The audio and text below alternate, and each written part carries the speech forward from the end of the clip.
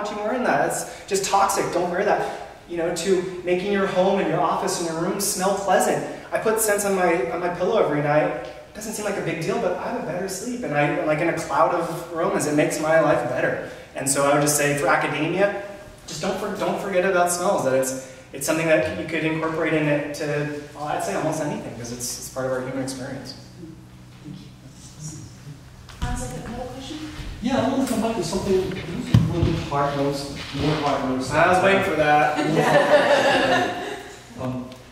You come from the angle of the individual, the personal, the psyche, the inside of the human body, the soma. And you made this comment that there are no really universals, smell universals. I have to push back on that a little bit. It's a concept that comes out of language, and these universals, whether there are features of language that are common to all languages. Yeah. Is there on the smell spectrum, which is very hard to tease out, are there poles, are there elements that the vast majority of people would say, yep, this is bad, or this is good? Yep. So that's taking the broad outside society picture, juxtaposed to where you come from. Great. And there's a wonderful quote by Marx, Karl Marx, of all people, who in the economic manuscripts in 1840 something said, the formation or the forming of the five senses is the labor of all humankind down to the present. In other words, there's a social construction of smells. Yes. Yes. Bad and how do we fit in? Great. Another question that I wanted to write about, and Jennifer honed me in, and had I written a book, yeah, she's like, I'll be your chair if you cut this and condense this, and I said, all right.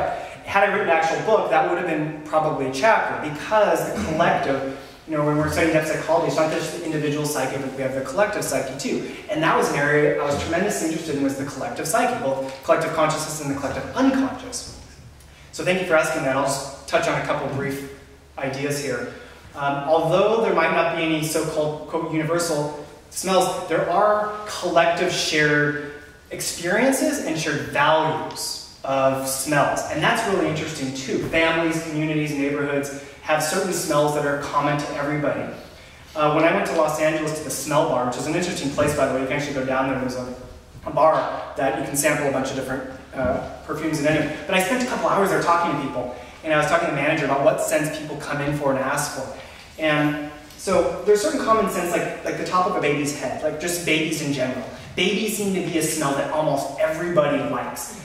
It's hard to find anybody who's like, I'm gonna get that baby unless they went to the bathroom. The fresh smell of newborns, of babies, is almost universal. Like, I mean, there might be somebody out there who doesn't like it, but that would be an example of one of those things that's very primal. The smell of a newborn baby, the top of their head. But it's somatic. It's somatic, right? Freshly cut grass is another really common one around here, but I did meet a couple people who were like, I get allergic to it and I hate it. Or, you know, my father made me play baseball and I hate the smell of freshly cut grass. But that, you know, is a collective experience. People that grew up in lawns and, you know, in the United States, you know, the front yard and the lawnmower and all that kind of stuff. It's a common smell. The bad smells, dead bodies, burning bodies, smell of burnt hair are almost universal. But again, you know, I was reading stuff in India, they don't seem to be repulsed by it. So I'm like, what is that? You know, but what I think is important is that we do have our unique and personal scent experiences, but we're a collective species, we're animals, and we have shared experiences. And I know that my classmates, when we were together for 2 years, 3 years, you know, at the other campus, we might remember the smell of the classroom all together. Or a family might remember the smell of their living room or the basement. Like, oh yeah, remember sister? Like, that's what the attic used to smell like. Oh yeah, I remember that musty thing. So that there is a sense of shared collective experiences. But if you get a little more specific, I think their details might be a little bit different. But it's an important thing because, you know, smells bring us together. I mean, in fact, incense and smells in churches and synagogues, and that has traditionally been used to unify consciousness. Smells in temples and so forth, they light incense to make a shared experience. You light an incense in a church, everyone in that church smells that same incense, and that's part of the shared experience of worship or devotion or a spiritual practice, is the incense that's lit, and everyone smells the same thing. So regardless of whether you like it or not, you're still experiencing the same thing. So I think it's really important to acknowledge the collective in that, and there's probably a lot of healing that can happen with that as well.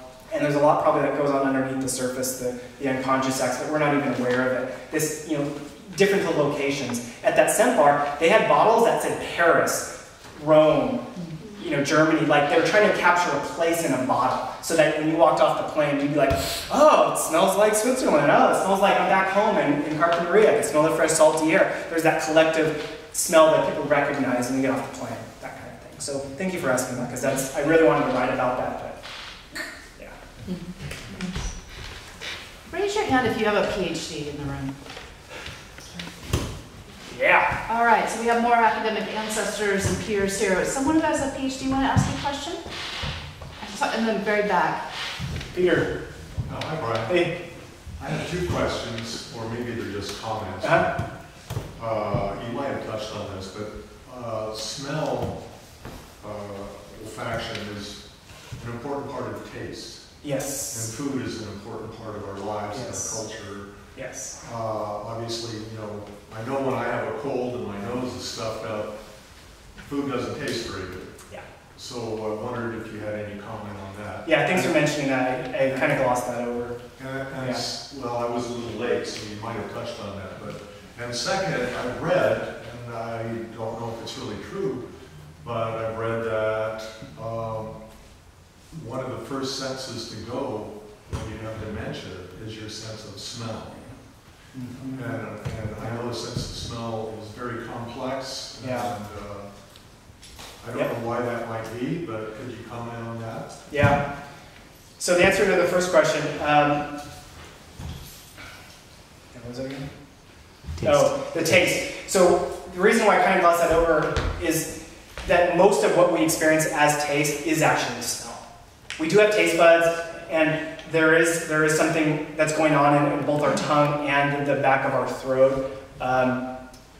But in general, what we talk about as taste is really smell. And that's why if you get a cold or you plug your nose, you don't taste anything because your sense of smell is gone. So most of what I said about smells, there's almost total overlap to taste. It's really, you can't really separate those two out. I mean, you can. There's certain things that do smell a little different than what they taste, but in general, what we consider to be taste is really smell. So that's the first part of that. Can I just add? Yes, please. If you're interested in that topic, there's a wonderful book, 2011, by a New Yorker, young woman named Molly Birnbaum, Season to Taste. Season 2. She wanted to become a chef, had an accident, lost her sense of smell, and became a writer instead. And There she you go. met with all the big names in olfactory research that are alive today. It's a wonderful book. It's autobiographical and literary and everything. Season to Taste, Molly Birnbaum. So very good. Thank you. Thanks. Hans is a wealth of. I'm a literature professor. Oh, that's great. He gave me so much stuff to work on. That was awesome. Thanks, Peter. And then the second part, yes, there is a lot of research that does show that is one of the first senses to go, and I'm not sure why that is. They're still kind of looking at that. It might be related to part of the brain center in the back of the brain stem, which is one of our oldest parts of our brain, that maybe is more likely to become dysfunction or damaged or weaker. I'm not sure exactly how that is. But I've had a lot of older patients who they starting to lose their sense of smell, they didn't know it, and that kind of sneaks up on them a little bit, and then they have an accident in the house because they didn't smell the burning toast or things like that happen. So it can be really dangerous and quite upsetting when that does happen. But I think that's another reason to keep practicing. It's like use it or lose it kind of thing. You gotta keep smelling stuff. I mean, when my great uncle Peter was still alive, I brought my essential oils to the old folks' home and let them smell. And a lot of them they couldn't smell, but some of them they did. And boy, some of those things, it brought them back so quick, and they were obsessed with them. They couldn't stop smelling them. So I think there's something about practicing the smell so you don't lose it might help that. But yeah, it is an unfortunate correlation that does happen in later years. So. But again, sorry for it. That's okay. That relationship is not being turned around, namely for scientific or research purposes. There are now studies precisely of olfactory capabilities of people with dementia or approaching dementia, so that it become a somewhat diagnostic predictive tool, maybe, ideally. But there is research. That's really interesting, because if you think about like some of the great, think of wine connoisseurs and perfumists. Some of the best ones in the world, they're older. Like, and so it's almost, and their sense of smell is really acute. So it's not necessarily the fact that we age and it just gets worse and worse. Like, they're practicing, they're using it, they're engaging their sense of smell all the time. So there may be something said to be about practicing it. Dave? Yeah, thanks, Brian. That was really nice. Yeah. Really well done. I could have sworn on one of the early slides you showed neurology, I think, or neuroscience is one of the 3 areas. There's philosophy, natural sciences, and deep psychology. Natural science. Yeah. Okay. So I don't know if this is outside the scope of your research, but it's really a question of curiosity, because I think it will support your research. Yeah. Back to Alan Kilpatrick's question about trauma. So brain scan and neuroimaging technology tells us that centers in the brain connected with language decrease or become disabled during traumatic experiences, right? And yet, sense of smell, which is connected to memory, as you said, right, and image, right, is probably either heightened or not disabled. So so I guess this is sort of a continuation of Alan's question around the role of scent and smell in trauma. And I'm wondering, the question is actually a neurological question of how scent relates to image. Like, how does this actually happen in the brain that scent relates to image and scent relates to memory? Yeah. So one of the things that they've tried doing is putting like somebody up to like an EEG machine and looking at brain activity while they're trying to imagine a scent. Or first they give them something to smell, see what's happening on the EEG or whatever, and then have them try to imagine the same smell. And the parts of the brain that light up in the back when they're given a scent do occur, but the difficulty, or what doesn't show up, is trying to recall a scent. It doesn't appear that there's much activity going on when you're just simply trying to recall a smell without the actual scent present. And that's some support evidence is saying, well, you can't really truly imagine a scent because the brain activity is not going on. But I saw a more recent study that actually said they hooked like a chef up to one of these things. And this guy claimed he's like, I swear I can recall my steak. I can recall it just as if I was smelling the steak right now. And sure enough, parts of his brain were actually being activated. So it may be just an underdeveloped area that with practice could be used, but it's also the fact that maybe the way that the studies are being conducted aren't necessarily like reflective of what's actually going on. I don't know, but it's an important question because you're right. I mean, it could be something to access when you're trying to work with trauma, or at least understanding what's going on in the brain during that time period. I'd be curious to read more on that as things unfold with trauma and PTSD and that kind of thing. You know, neurofeedback, for example, trying to repattern the brain and look at PTSD after war, how to reprogram, reconfigure the synapses, you know, with smell. It's interesting. It just feels important because scent is such a... It is. Yeah. It's worthy of study, and I hope they keep exploring that. And the other piece is I just want to commend you. It's very, very challenging, you know, from experience to do interdisciplinary scholarship and to touch on these different areas like you have, much less being put together. So I just want to commend you. Thanks, Em. I appreciate it. Can I ask any current Pacifica students in the room? Heather?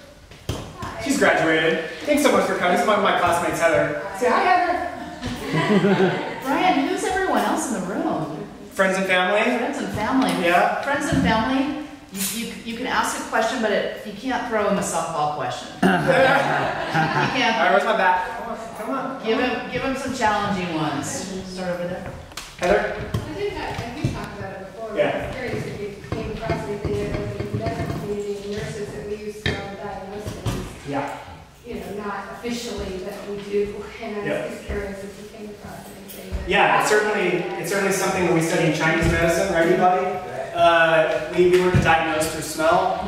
And actually I saw some seminars recently promoting working with nurses and some occupational therapists on diagnosing patients with just smell alone, because diabetes has a certain smell, cancer has a certain smell, and I smell a lot, and as a nurse you smell it all the time. And so in your field it's not uncommon or anything special, but I think it's worth spreading that experience and knowledge out to other areas of the healthcare profession, ER doctors to primary care physicians, anybody really. It's valuable information, it's just more information. You pick up something, you're like, wow, this person smells really rancid. They might be schizophrenic, or they might, lost control of their bowels, or any number of things could be going on with them.